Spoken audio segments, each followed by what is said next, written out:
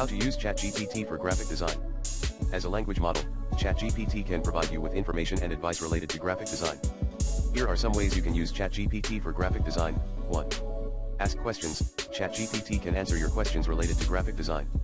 You can ask about specific design techniques, tools, or best practices for creating effective graphics.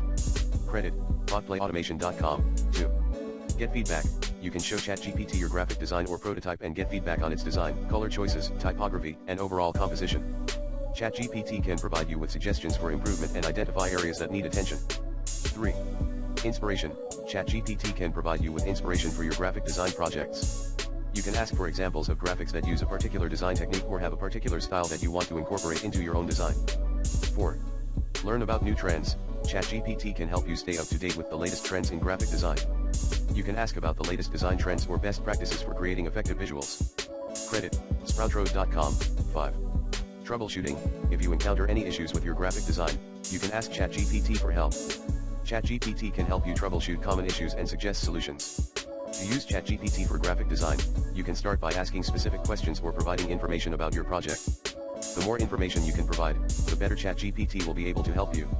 Additionally, it can be helpful to provide examples or images of designs you like or want to emulate to help ChatGPT understand your design goals.